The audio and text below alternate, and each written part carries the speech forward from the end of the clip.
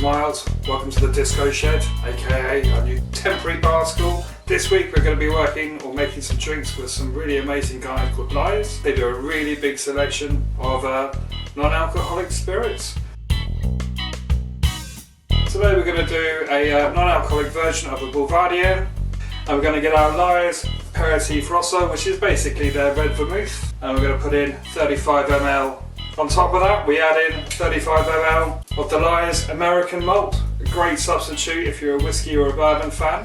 Classically, a rye would have gone into this drink, but again, this is a really good substitute. And on top of that, 35 ml of the Italian orange.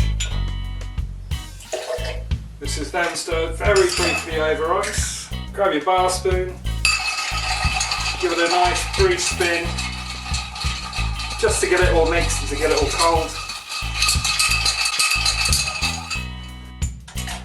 And then served in a rocks glass with loads of ice as well. Garnish is really easy as well.